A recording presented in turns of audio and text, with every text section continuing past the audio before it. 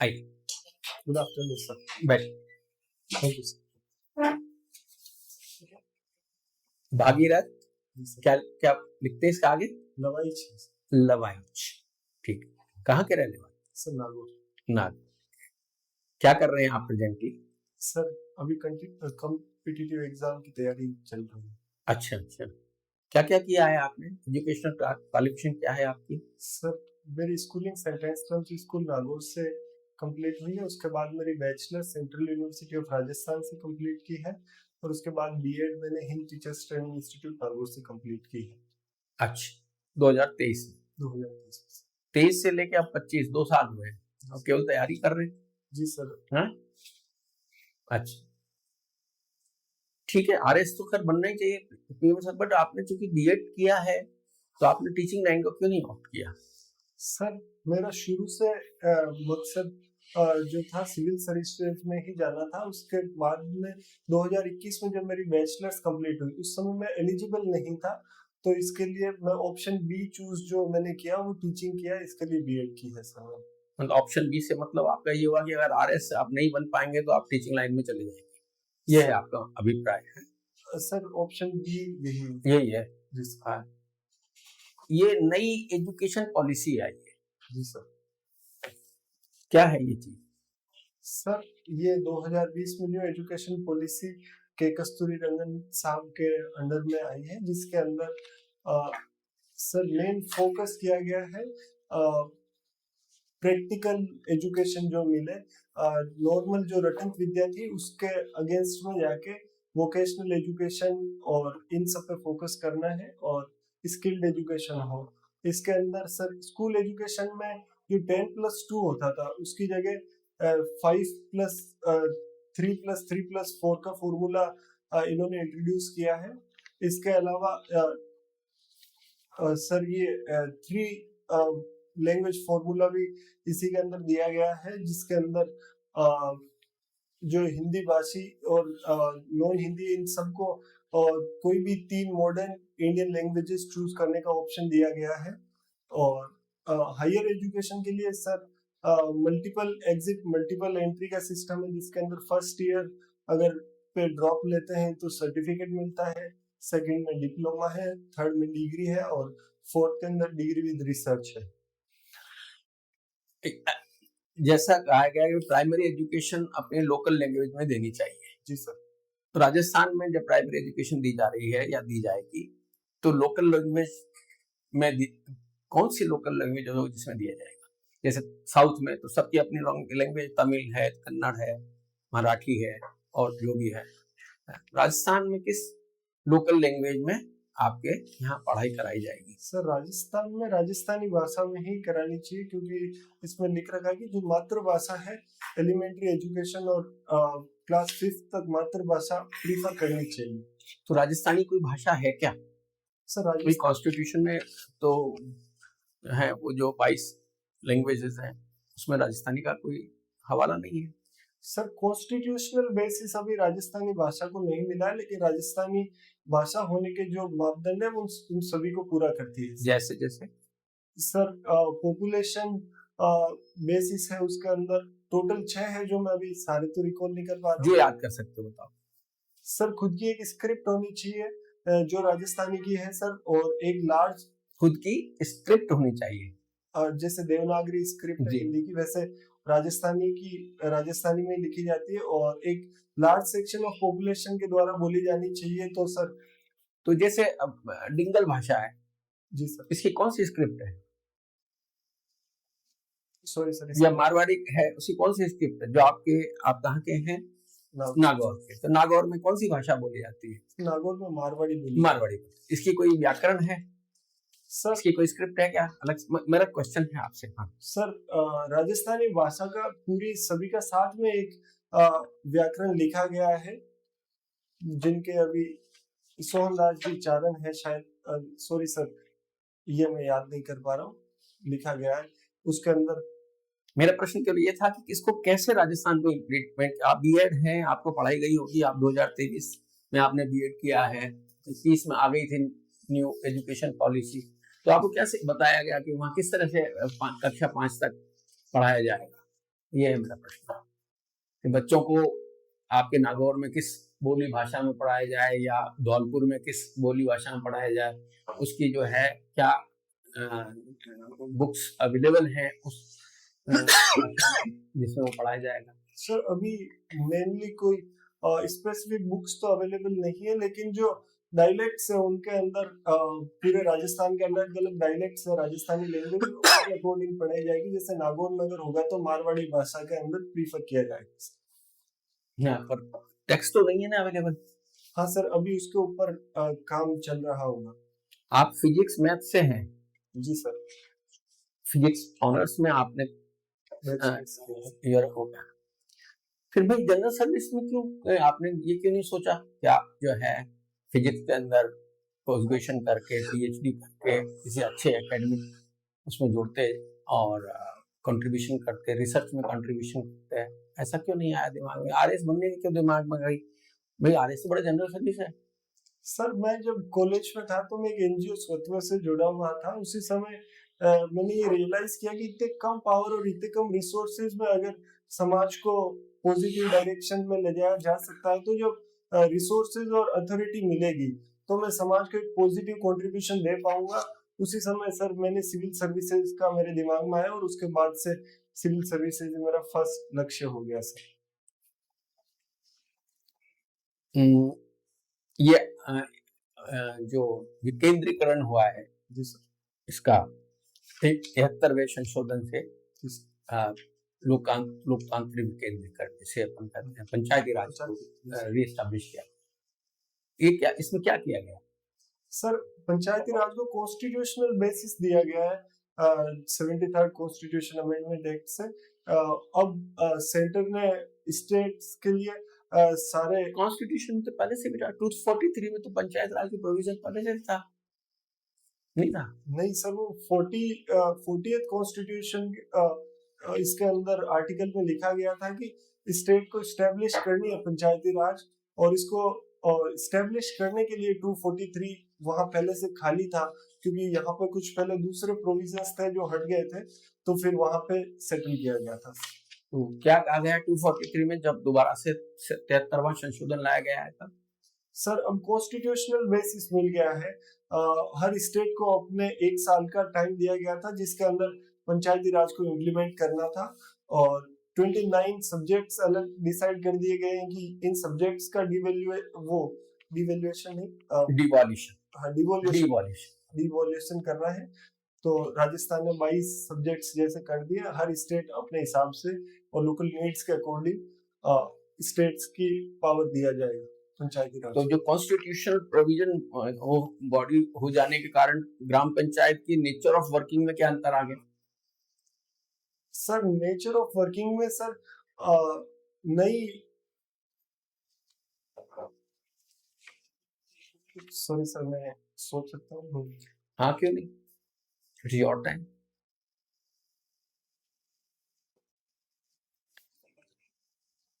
नागौर पंचायती राज से बहुत ज्यादा जुड़ा हुआ है, पूरे भारत में नागौर का नाम है, क्यों?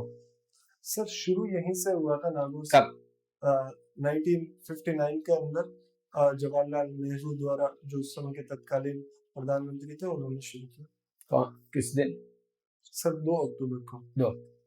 तो जब 2 अक्टूबर 1959 में पंचायती राज का उद्घाटन हो गया और लागू हो गया, तो 73वां संशोधन क्या चीज ऐसे लाना पड़ा? जिसमें अपने यहाँ तो ग्राम पंचायत भी थी, सब जिला परिषद भी थी, अब what is new in that? Sir her state को अलग ऑटोनोमस स्टेट्स अपने हिसाब से पंचायती राज इंस्टीट्यूशंस को इस्टेब्लिश कर सकते थे। इसलिए ऐसा देखा गया था कि जनरल स्टेट्स ने पंचायती राज इस्टेब्लिश तो कर दिया, लेकिन ब्यूरोक्रेसी हावी थी उस समय। सारे लगभग फैसले ब्यूरोक्रेसी ले लेती थी। इसके लिए अलग अलग कमीशंस भी बनाए गए थे, जिन्होंने यही बताया था कि जो ग्रास रूट डेमोक्रेसी थी, इसका जो टारगेट था वो डेमोक्रेसी विदाउट रूट्स हो गया था। इसके लिए इसको पावर देना बहुत जरूरी था, तो 73rd कॉन्स्टिट्यूशन अमेंडमेंट एक्ट किया गया। इसका कोई टेन्योर फिक्स किया गया है क्या इन रूरल बॉडीज का? हाँ सर, जो रूरल बॉडीज में 5 साल के बाद इलेक्शन होते हैं सर। क्योंकि पहले ऐसा नहीं हो पा रहा था, हाँ। कॉन्स्टिट्यूशनल प्रोविजन नहीं था, इसलिए कई राज्यों में अपने राज्य में भी ऐसा नहीं होता, इसलिए ये प्रोविजन लाया। अब इन जो डिवोल्यूशन की बात आपने करी है, वो 29 सब्जेक्ट्स में जो रिवोल्यूशन है, वो तो उसमें फंडिंग सपोर्ट क्या है फिर? कैसे वो काम आपने दे दिया तो उसका पैसा कहाँ से आएगा? सर फंडिंग एक तो पंचायती राज खुद टैक्स लगाने की इनको पावर दी गई है, माइनर फॉरेस्ट प्रोडक्ट्स के ऊपर लगा सकती है। और सर दूसरा फाइनेंस कमीशन के अंडर इनको जो भी प्रोविजन होता है उसके अकॉर्डिंग कुछ फंडिंग दी जाएगी। अभी क्या चल रहा है? मतलब तो हो गया, तो 93 में 94 में हो चुका है अमेंडमेंट, अब तो अपन 30 साल बाद बात कर रहे हैं इसमें। सर इसमें 11% स्टेट्स को पंचायती राज के लिए फंडिंग मिलती है शायद सर, अगर मैं सही से याद कर पा रहा हूँ तो 41%, सॉरी सर। अच्छा, चेस आपकी हॉबी है? जी खेलते हैं? जी सर। अभी वर्तमान में करंट में अभी कोई टूर्नामेंट चल रहा है इंटरनेशनल लेवल पे, उसमें क्या बड़ी घटना है? सर ग्रैंड चेस टूर्नामेंट जो अभी चल रहा है उसके अंदर डी गुकेश कल जीत चुके हैं। और वो सर इसलिए ज्यादा न्यूज में था क्योंकि डी गुकेश ने सेकंड टाइम मैग्नस कार्लसन को रिसेंटली में हराया, जो रैंक 1 है मैग्नस कार्लसन। हाँ, चेस की बात चल रही थी और अभी कौन सा टूर्नामेंट चल रहा है? Grand chess tournament. हाँ, तो ये ग्रांड अवार्ड कब दिया जाता है?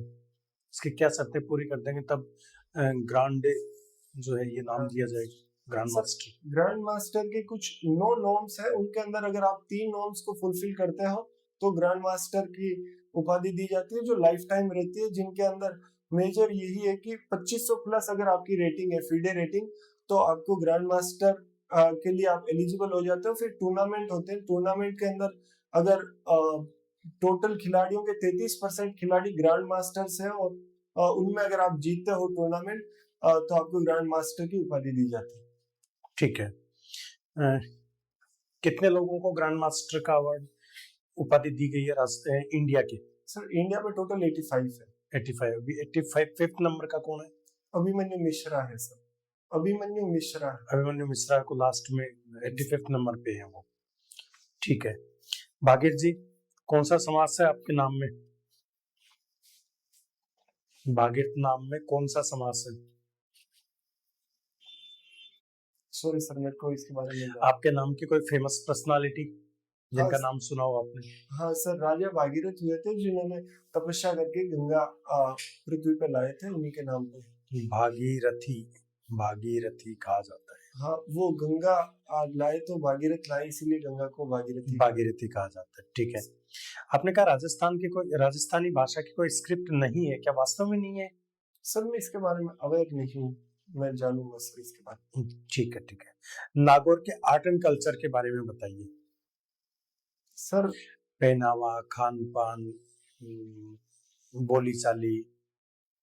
सर पहनावे के अंदर जो जनरल मारवाड़ी पहनावा है वही है, महिलाओं के द्वारा लहंगा ओढ़नी ये सब पहना जाता है, और पुरुष जो नॉर्मल धोती और ये पहनते हैं, बाकी धोती और चोला पजामा आदि पहनते हैं। बाकी जनरली जो यूथ है वो अब मॉडर्न जो पैंट शर्ट है वही पहनी जाती है नॉर्मली। और खाने के अंदर सर नमकीन ज्यादा खाते हैं, जैसे कचौरी आदि ये काफी फेमस है। मालपुए भी नागौर के प्रसिद्ध है। पान मेथी नागौर की सबसे प्रमुख। क्या काम आती है पान मेथी?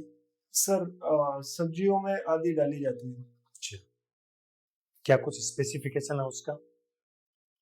सर टेस्ट को एनहेंस कर देती है और उससे सुगंध अच्छी आती है सर, खुशबू आती है। ठीक है। कस्तूरी पान मेथी भी। कोई ऐतिहासिक धरोहर है नागौर में?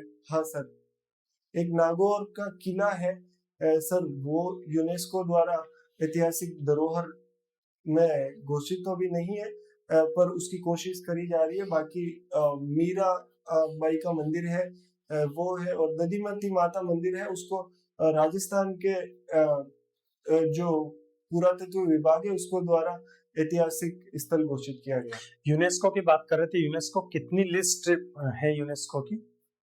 सर 3 है। कौन कौन सी? सर एक कल्चरल है और एक हेरिटेज है और एक एक मिक्स्ड आ जाती है शायद सर, मुझे यही याद है। ठीक है। कल्चरल और हेरिटेज में अंतर है क्या?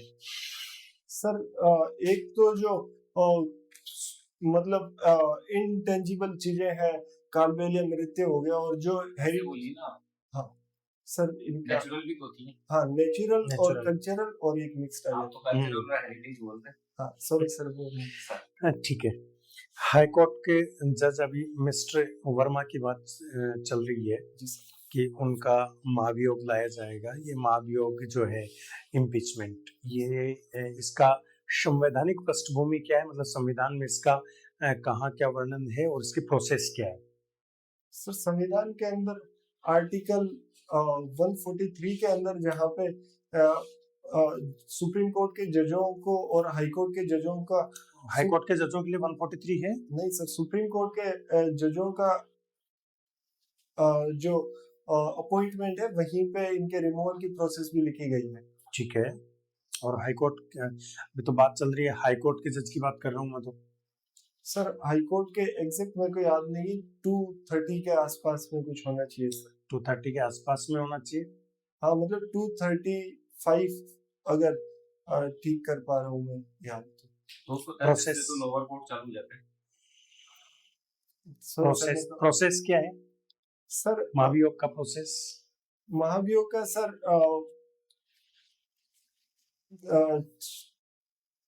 50 अगर लेजिस्लेचर के एमपीज है, अगर वो साइन करके दे, लेजिस्लेचर के एमपीज सर लोकसभा या फिर राज्यसभा, ठीक है, उनके अगर एमपी साइन करके दे तो कितने?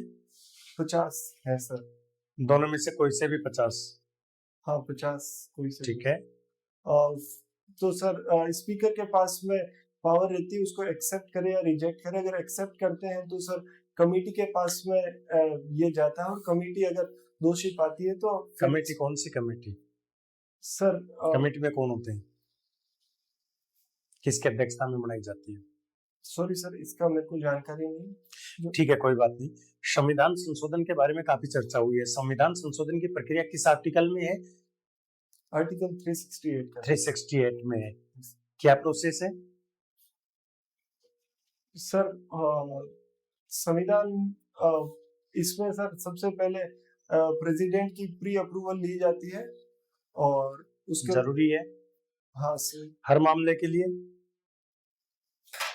सर हाँ 368 का जो भी उसके अकॉर्डिंग अगर संविधान संशोधन किया जाता है तो उसके लिए प्री अप्रूवल ली जाती है। तो और कहीं भी संविधान संशोधन होता है क्या 368 के अलावा भी? सर इनडायरेक्ट तरीके से जो जुडिशरी नई चीज डाल देती है वो संविधान संशोधन इनडायरेक्ट कहा जा सकता है, जैसे कोलेजियम सिस्टम डाल दिया है, या फिर आर्टिकल 21 के अंदर राइट टू जो लाइफ था उसको डिग्निफाइड लाइफ कर दिया है। ठीक है, आप इसकी प्रोसेस बता रहे थे। हाँ सर उसके बाद में प्री अप्रूवल लेने के बाद में सर स्पेशल मेजोरिटी से दोनों हाउसेस से पास होना चाहिए। और स्पेशल मेजोरिटी से? Special majority means? सर जो प्रेजेंट सॉरी सर इसके बारे में मुझे पढ़ना पड़ेगा। अच्छा, मेजोरिटी कितनी तरह की होती है? सर 3 तरह की मैं याद कर पा रहा हूँ, बाकी सर बताइए। जो एक जनरल मेजोरिटी होती है प्रेजेंट जितने उनकी 50% प्लस, एक एब्सोल्यूट मेजोरिटी होती है कि ओवरऑल जो टोटल स्ट्रेंथ है उनकी 50 प्लस, और एक स्पेशल मेजोरिटी जिसमें 2/3 ऑफ प्रेजेंट की होती है। ठीक है, एक तो होती है समाजवादी अर्थव्यवस्था, एक होती है पूंजीवादी अर्थव्यवस्था। इन दोनों में क्या डिफरेंस है? सर कैपिटलिस्ट जो पूंजीवादी अर्थव्यवस्था है वो अर्थव्यवस्था पे सरकार का कंट्रोल नहीं होता है, मार्केट डिमांड्स। सरकार का बिल्कुल कंट्रोल ही नहीं होता है? सर कैपिटलिस्ट की यही है कि मार्केट की डिमांड्स और नीड्स के अकॉर्डिंग अगर मार्केट ड्राइव होता है और सरकार का जीरो इंटरफेरेंस हो तो वो कंप्लीट कैपिटलिस्ट कहा जाएगा मार्केट को। बिल्कुल सरकार का कोई कंट्रोल नहीं होता है। सर आइडियल अगर कैपिटल उत्पादन के संसाधनों की बात कर सकते हो आप। उत्पादन के संसाधनों का प्रबंधन, उनका स्वामित्व, उन पर नियंत्रण, ये प्राइवेट सेक्टर का हो सकता है। गवर्नमेंट का बिल्कुल कंट्रोल ही नहीं होगा, ये नहीं कह सकते आप। ठीक है, बताइए। हाँ, लीस्ट कंट्रोल ठीक है। एक समाजवादी है, एक साम्यवादी है। जी सर। साम्यवादी सर जो रेडिकल है लेनिन और मार्क्सिस्ट जो है मतलब दोनों में अंतर पूछ रहा हूँ, दोनों तरह की अर्थव्यवस्थाओं में अंतर क्या है? सर जो साम्यवादी है ये ज्यादा उग्र है, जो चाहते यही है कि ठीक है, आप फिजिक्स पढ़े हुए हैं। एक तो माउंट एवरेस्ट की चोटी है जी सर, और एक कैलाश पर्वत की चोटी है। जी सर, चूंकि माउंट एवरेस्ट की चोटी ऊंची है, फिर भी उस पर कई लोग आज तक पहुंच चुके हैं। अब तक बहुत लोग पहुंच चुके हैं, जबकि कैलाश पर्वत उससे कम ऊंचाई पर होने कम ऊंचाई पर होने के बावजूद वहां तक आज तक कोई नहीं पहुंच पाया। जी सर। तो फिजिक्स का कोई इसमें लॉ लागू होता है क्या? सर फिजिक्स के लॉ का मेरे को आइडिया नहीं है, पर अच्छा, शायद क्या कारण है? कि इसकी रफ टेरेन है, खड़ी चढ़ाई ज्यादा है कैलाश पर्वत के अंदर, इसी कारण से इसको करना है। ठीक है। एक अभी एनईपी की बात चल रही थी, ये न्यू एजुकेशन पॉलिसी है या नेशनल एजुकेशन पॉलिसी है? Sir national education policy. National education policy. इससे पहले कौन सी थी? सर इससे पहले 86 की नेशनल एजुकेशन पॉलिसी थी, जो सेकंड थी, और फर्स्ट वाली 1968 की थी। ठीक है। एक फाइनेंस कमीशन की अभी थोड़ी देर पहले बात चल रही थी। जी सर। तो फाइनेंस कमीशन का बेसिक स्ट्रक्चर क्या है? कितने दिन में इसका गठन होता है? कितने दिन के लिए इसका गठन होता है? और इसके कौन कौन सी ये सिफारिशें करता है? सर फाइनेंस कमीशन में एक चेयरमैन होता है और 4 मेंबर होते हैं, और इनका गठन 5 साल में एक बार किया जाता है, और ये 5 साल का जो रिकमेंडेशन है एक साथ फ्रेम करके देते हैं। और रिकमेंडेशन मेनली टैक्स का डिवोल्यूशन कैसे करना है, स्टेट्स को कितना देना है, और कौन से टैक्स में से? जो सेंटर के पास टोटल टैक्स रेवेन्यू आता है उसका। टोटल टैक्स रेवेन्यू का? सर इतना मेरे को इसका गहराई से नहीं पता है। ठीक है। जितना मैं याद कर पा रहा हूँ। क्यों देती है केंद्र सरकार राज्यों को, क्यों देना है? सर इंडिया डिवोल्यूशन क्यों करना है? सर क्योंकि स्टेट के पास में अपने इतने रिसोर्सेज नहीं हैं जिनसे कि रेवेन्यू जनरेट हो, और स्टेट की डिमांड्स ज्यादा है इंफ्रास्ट्रक्चर खर्चा या फिर सोशल सर्विसेज में इनको खर्चा करना है, तो उसके लिए स्टेट्स बाहर से फॉरेन फंडिंग्स और लोन्स नहीं ले सकती। तो सेंटर फॉरेन फंडिंग्स नहीं ले सकता स्टेट? सर स्टेट फॉरेन के साथ में डायरेक्ट डील नहीं करता है सर। अच्छा, ले नहीं सकता या लेता नहीं है? सर पोस्ट अगर सेंट्रल गवर्नमेंट से लोन ले रखा है तो फॉरेन से नहीं ले सकता है, प्री अप्रूवल चाहिए सेंटर का। अगर नहीं ले रखा तो ले सकता है। और यहाँ तो बात फंडिंग की, लोन की हो ही नहीं रही है। ठीक है, एक तो ये हो गया। और कौन कौन सी रिकमेंडेशन करता है? और सर कि कौन से बेसिस के ऊपर इनको देना है। पिछले में जैसे 6 बेसिस बताए थे, पंचायती राज को कितना देना है, और रिपोर्ट्स देता है कि किसी स्टेट्स को ज्यादा बेनिफिट मिल रहा है। और मेनली वो 6 बेसिस कौन कौन से थे, कुछ याद है? सर एक पॉपुलेशन है, एक पॉपुलेशन कब की ली गई थी? पॉपुलेशन सर 1971 की या 2011 की? सर 71 की ली गई थी। 71 की तो 14th में ली गई थी, 15th में नहीं ली गई थी। 15 में 2011 की ली। सॉरी सर मेरे को और इस वजह से विवाद भी हुआ था। अब केरल हो गया, उड़ीसा हो गया, पश्चिम बंगाल हो गया, इन कुछ राज्यों ने विवाद किया था।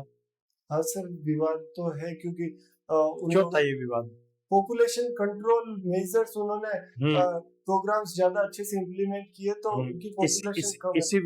इसी विवाद का निपटारा करने के लिए एक नया स्टैंडर्ड जोड़ा गया था, डेमोग्राफिक डिविडेंड। डेमोग्राफिक डिविडेंड नहीं, आप सही चाह रहे हो, लेकिन डेमोग्राफिक सर एग्जैक्ट मेरे को याद नहीं है। परफॉर्मेंस। ठीक है, परफॉर्मेंस। हाँ, ये आपने बताया कि 5 साल के लिए इसका गठन किया जाता है। क्या 5 साल से पहले भी गठन कर सकते हैं? सर जरूरत फाइनेंस कमीशन का? जैसे सर जरूरतों के अकॉर्डिंग किया जाना चाहिए।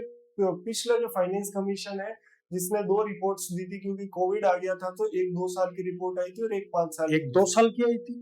हाँ, मतलब 2 साल के लिए 2 साल के लिए थी या 1 साल के लिए थी? सॉरी सर, 2020 से 21 के लिए 1 साल के लिए थी, सर और फिर 21 से 26 दूसरी रिपोर्ट आई थी। तो आपने कहा था कि 5 साल के लिए रिपोर्ट, तो ये 6 साल के लिए रिपोर्ट आ गई। सर एक रिपोर्ट एक रिपोर्ट 5 साल से ज्यादा। एक रिपोर्ट 5 साल से ज्यादा। क्या पहले भी कभी ऐसा हुआ है कि 5 साल से ज्यादा रिपोर्ट दी हो किसी फाइनेंस कमीशन ने? सॉरी सर, मैं इसके बारे में नहीं। चलो ठीक है। एक कौन से आर्टिकल में है ये फाइनेंस कमीशन? आर्टिकल 280 में है, ठीक है। एक होता है आपका इंटरेस्टेड काउंसिल, जी सर। ये क्या है, कौन से आर्टिकल में? सॉरी सर, मेरे को आर्टिकल ठीक सर। आपकी स्ट्रेंथ है एक्सेप्टिंग मिस्टेक्स। जी सर। आपकी स्ट्रेंथ को हम हमारी भी स्ट्रेंथ बनाना चाहते हैं। बोर्ड चाहता है कि आपकी स्ट्रेंथ हमारी भी स्ट्रेंथ बन जाए। तो आपने आपके जो 20-25 मिनट से इंटरव्यू चल रहा है, लगभग 25 मिनट हो गए, तो हमने क्या मिस्टेक्स आपने महसूस की जो आप चाहते हैं कि हम भी एक्सेप्ट करें? स्पेशली आप दोनों से तो आप कन्वर्सेशन भी कर चुके हैं कि आप चाहते हैं कि ये मिस्टेक हमने की तो और हम भी खुद में सुधार करें। सर आप तो मैं कोई मिस्टेक नहीं सोच पा रहा हूँ सर। मैं जनरली इतना वो मेरे पास में है नहीं, जिसमें अथॉरिटी नहीं है कि मैं कोई मिस्टेक ढूंढूं, और लिटरली कोई ऐसा मुझे मिस्टेक नजर आई नहीं जो मैं आपको भी बता सकूं। तो फिर खुद की कैसे ढूंढते हैं? सर सेल्फ इवोल्यूशन से सर। अच्छा, इतना आत्मज्ञान हो गया आपको, आत्म साक्षात्कार हो चुका है इतना? सर इतना नहीं हुआ है, लेकिन मैं कोशिश करता हूँ, और बाकी जो लोग मेरे को बताते हैं उनके मैं कोशिश करता हूँ कि उन पे कुछ सुधार करूँ। अच्छी एक और स्ट्रेंथ आपकी एम्पैथी। Yes sir. इसे सिविल सर्विसेज फाउंडेशनल वैल्यू कहा जाता है। जी सर। आपका हिंदी मीडियम में English medium? English medium. Foundational values of civil services. क्यों कहते हैं इसे foundational value of civil service? Sir empathy अगर नहीं होगी तो लॉ एंड ऑर्डर जो मैक्स वेबरियन ब्यूरोक्रेटिक सिस्टम बन जाएगा, जिसके अंदर इमोशंस कम होके आदमी बस लॉज के अकॉर्डिंग ही चलता जाएगा। अच्छी बात है, तो भारत में तो खुद ही रूल ऑफ लॉ है। सर रूल ऑफ लॉ जो पीड़ित और शोषित तबका होता है वहां पे बहुत बार ऐसा होता है कि आपको इमोशन से भी चीजें देखनी पड़ेगी, क्योंकि हो सकता है डॉक्यूमेंट्स आदि चीजें ना हो और किन्हीं के पास में, तो उनका कोई अल्टरनेट सॉल्यूशंस ढूंढना ही पड़ता है सर। इसलिए foundational value of civil service कहता है। ये तो आप इसका एप्लीकेशन बता रहे हो, मैं तो रीजन जानना चाहता हूँ foundational value of civil service क्यों कहते हैं इसको। पढ़ के आए ना पब्लिक एड में? Yes sir. पढ़ा था ना, ये तो मुख्य परीक्षा पास करके आप हमारे सामने बैठे हैं। यस। हाँ, तो बताएं क्यों कहते हैं? सर यही कारण होना चाहिए कि आप चलो कोई बात नहीं, अब आपकी एम्पैथी का टेस्ट करते हैं हम। जी आप इंटरव्यू देने जाते हैं, जी मैन एग्जाम दे, मॉक इंटरव्यू छोड़िए, जी सर। और जैसे ही आप गीगल के पास पहुंचते हैं, गीगल जानते हैं, किशनगढ़ के आप, चलो किशनगढ़ पहुंचते हैं, तो आप देखते हैं कि सड़क पे भयानक एक्सीडेंट हो गया है। एक व्यक्ति का बाइक पे थे, उनको एक कार कुचल के, या मान लीजिए ट्रक जो भी कुचल के जा चुका, और उनको इमीडिएट हॉस्पिटल पहुंचाने की जरूरत है। जी सर। आप यूं नहीं माने कि आप 24 वर्ष के हैं तो आपके पास आगे भी अटेम्प्ट होंगे। आपका लास्ट अटेम्प्ट है, आप 40 साल के हो गए, 40 के बाद आरएस का एग्जाम नहीं दे सकते। Yes sir. ये आपका लास्ट अटेम्प्ट है। और वो व्यक्ति को अगर आपने हॉस्पिटल नहीं पहुंचाया तो उसकी मृत्यु हो जाएगी। और बड़ी एम्पैथी की बातें आप अभी थोड़ी देर पहले कर रहे थे, तो जरा बताएं आप इस कंडीशन में क्या करेंगे? सर अगर मैं कार आदि कोई वाहन में जाऊंगा तो सर मैं उनको उसी के अंदर लेके बीच रास्ते में जो किशनगढ़ का हॉस्पिटल आएगा वहां उन्हें ड्रॉप करके, या फिर आगे अजमेर आएगा तो अजमेर ड्रॉप कर दिया जाएगा सर उनको, और उसके बाद में अपना इंटरव्यू देने जाऊंगा। अगर मैं लेट थोड़ा हो भी जाता हूँ तो मैं इंटरव्यू जो भी पैनल होगा उनको, जो इंटरव्यू संभालने वाले जो बाहर होंगे उनको पूरी सिचुएशन समझा दूंगा। और सर जीवन मरण का सवाल है तो मुझे उन्हीं की सहायता करते हुए अपना काम करना चाहिए सर, क्योंकि तो मैं कोई जरूरी नहीं बोर्ड आपको कंसीडर करे, आपका जो टाइम था उससे आना पड़ेगा।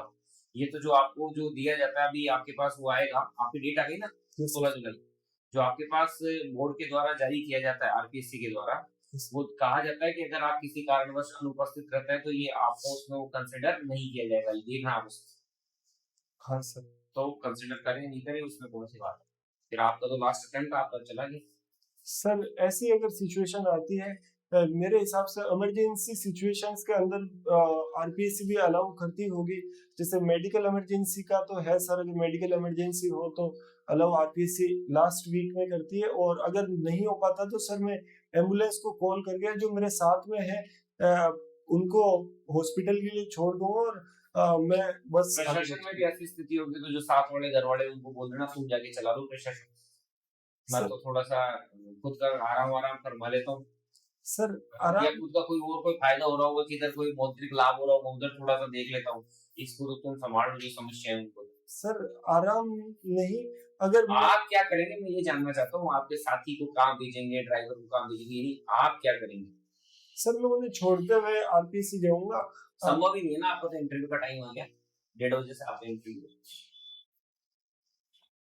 पर सर मेरी प्रेफरेंस में वही रहेंगे। और चलो मान लो रास्ते में ऐसा हॉस्पिटल नहीं है, उनको तो ऐसा ना जैसे हॉस्पिटल की इमरजेंसी सर्विसेज की आवश्यकता है, तब क्या करेंगे?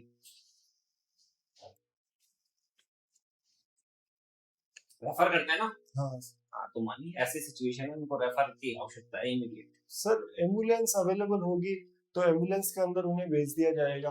प्राइमरी कोई भी हॉस्पिटल बीच रास्ते में आएगा, एम्बुलेंस हर हॉस्पिटल पे अवेलेबल रहती है, तो उनके अंदर तो एम्बुलेंस फिर आपकी एम्पैथी कहाँ गई? सर उनको उठा के एम्बुलेंस तक पहुंचाना। आपकी एम्पैथी कहाँ गई? दैट्स द इम्पोर्टेंट क्वेश्चन ना। और कंपैशन भी है आपने, तो एम्पैथी नहीं कंपैशन भी है। Yes sir. कंपैशन तो भगवान बुद्ध जैसा होता है।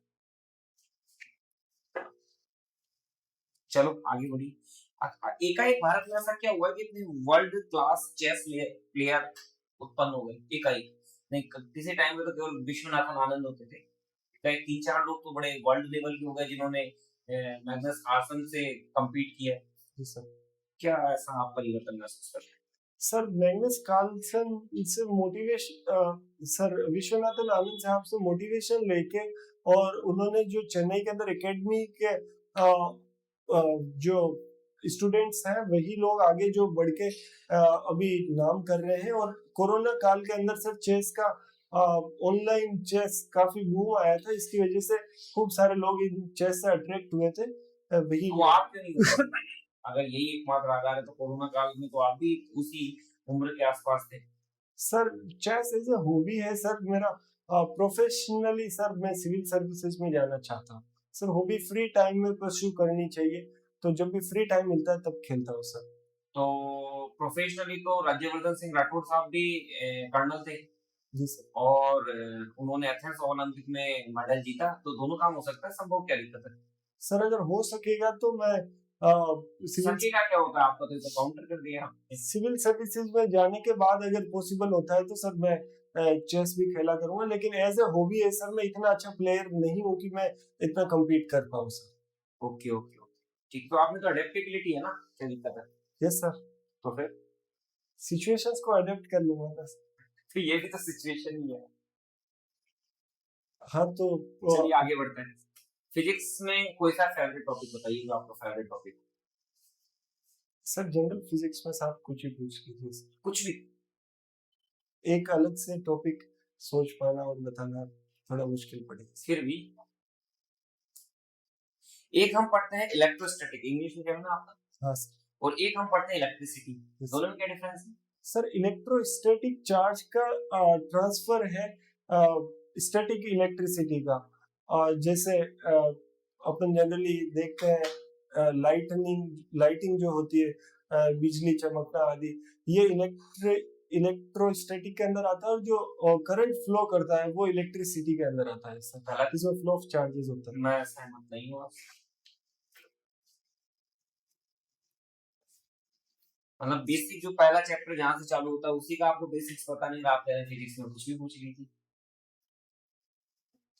सर मेरे ज्ञान में गुलाम के नियम पर जाइए और फिर थोड़ा दिमाग लगाइए। सर चार्जेस इसके अंदर चार्जेस फॉर्मूला बता दीजिए आप तो मेरे को पहले। k q1 q2 by r square। तो अगर r मतलब distance between two charges, yes अगर वो चार्जेस के बीच में डिस्टेंस कांस्टेंट होगी तभी तो r रहेगा, नहीं तो r तो चेंज हो जाएगा। यानी इलेक्ट्रोस्टैटिक्स में चार्जेस स्टैटिक पोजीशन में होते हैं और उन पे एप्लीकेबल होने वाले फोर्स, वोल्टेज और इनकी हम स्टडी करते हैं। Okay sir, thank you sir. ठीक है, आगे बढ़ी। बहुत मातृभाषा की, राजस्थानी भाषा की आप बात कर रहे थे। संविधान में कौन सा ऐसा अनुच्छेद है, आपने राजस्थानी भाषा के लिए तो मना किया कि उसे संवैधानिक दर्जा प्राप्त नहीं है, लेकिन मेरा ये मानना है कि संविधान में एक अनुच्छेद ऐसा है जहां पर मातृभाषा के अंदर शिक्षा के प्रोत्साहन की बात की गई है, तो वो कौन सा है? सर संविधान में ना होकर right to education act no, के अंदर। संविधान में है। सॉरी और हिंट देता हूँ, प्राथमिक शिक्षा के लिए तो स्पष्ट रूप से कहा गया है कि प्राथमिक शिक्षा मातृभाषा में दी है। सर आर्टिकल 21(1) अगर आप बात कर रहे हैं। वो निःशुल्क शिक्षा का अधिकार है, मैं मातृभाषा में शिक्षा की बात कर रहा हूँ। सॉरी सर, मैं उसके बारे में नहीं। ठीक है, राजस्थानी साहित्य की विधाएं बताइए। सर वात वचनिका, और मरसी, और रासो, और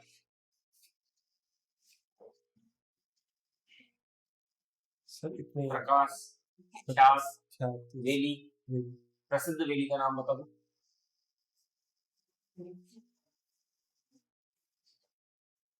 वेली को वेली कहते क्यों हैं? सॉरी सर, इसका नाम राजस्थानी साहित्य की विधाएं नहीं पता, आप पश्चिमी राजस्थान से हैं तो भी। Sorry sir. चलो, मेरा अगला क्वेश्चन ये है, आपकी स्ट्रेंथ है चैलेंजेस को एक्सेप्ट करना। जी सर। आपकी लाइफ में आज तक ऐसा कौन सा स्पेशल चैलेंज है जिसको आपने एक्सेप्ट किया और उसको सुलझाया भी? सर चैलेंज जैसे जो रियल लाइफ में है। रियल लाइफ में मैं जब कॉलेज में था सेंट्रल यूनिवर्सिटी में, तो नेशनल चैंपियन योगा के लिए कंपटीशन हो रहा था नेशनल योगा टीम के अंदर। तो उसमें नॉन योगा स्टूडेंट होते हुए भी सर मैंने कम्पीट किया और वहां पे सर मैं नेशनल टीम के अंदर सेलेक्ट हुआ था। ये चैलेंज है सर, इसको एज ए चैलेंज मैंने लिया। सर नॉन योगा स्टूडेंट होते, उससे पहले मैं योगा से ज्यादा मैं वास्ता नहीं था, पर मैंने चैलेंज के तौर पर एक्सेप्ट किया और प्रैक्टिस की और फिर फाइनली सक्सेसफुल हुआ।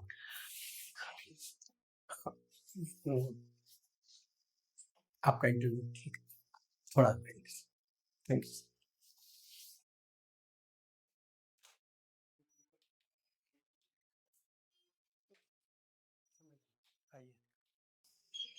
बैठिए बागिर जी।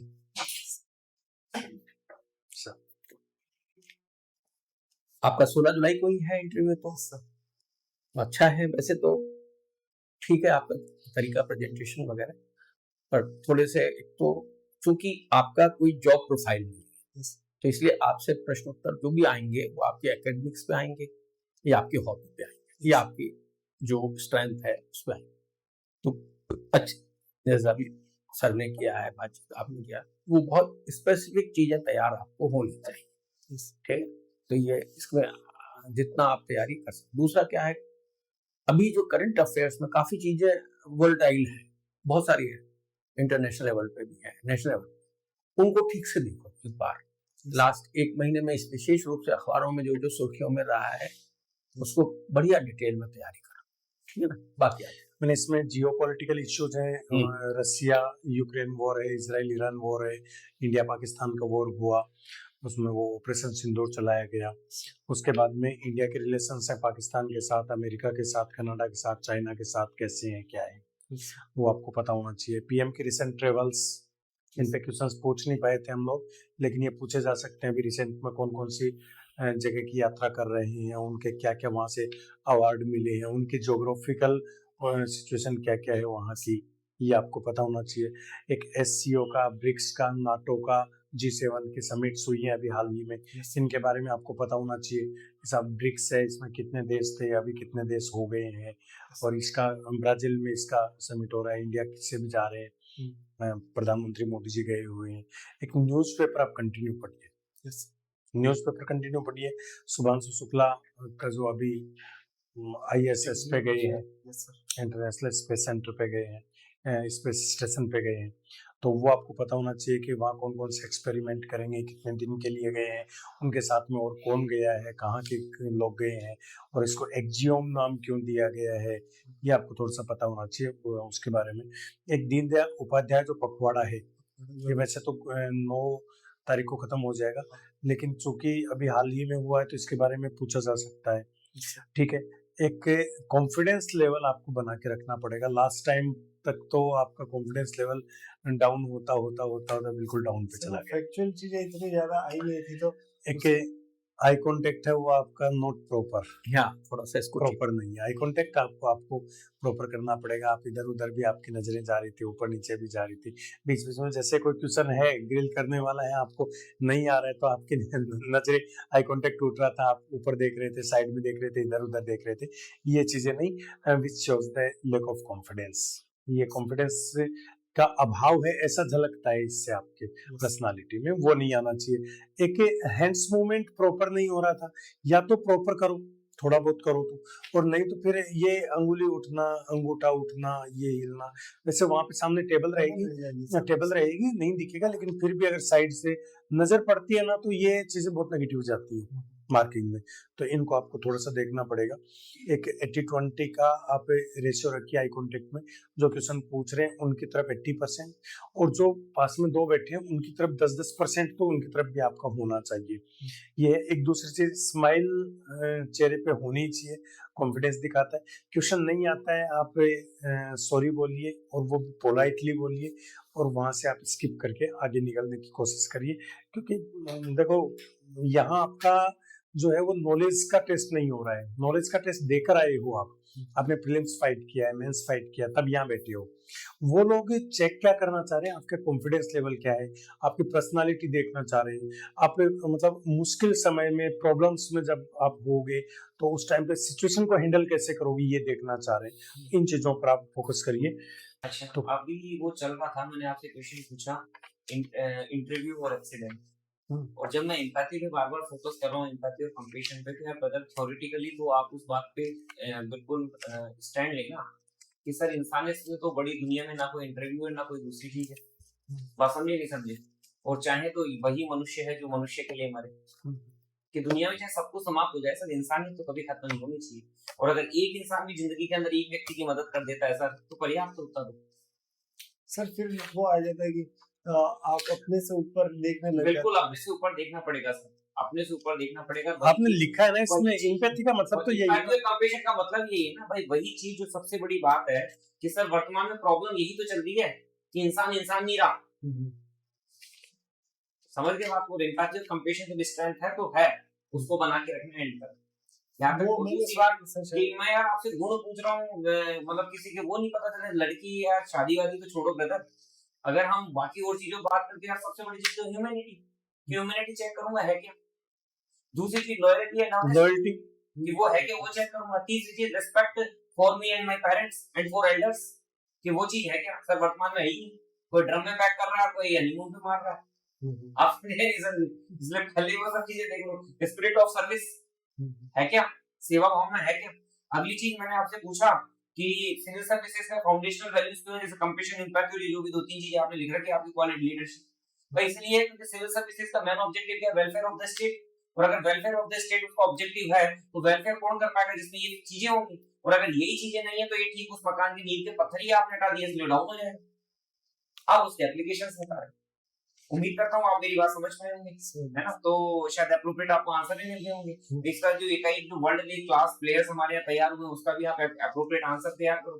जो हुए काउंटर आप पे भी आ सकता है, जैसे मैंने कि आप क्यों नहीं हुए, वही आपकी भी लगभग हम उम्र से ही है, लोग 2-5 साल प्लस और माइनस, बस यही तो चलता है। और लास्ट बात, अब तक कितने मॉक इंटरव्यूज दे चुके? सर चौथा मॉक इंटरव्यू। ठीक है।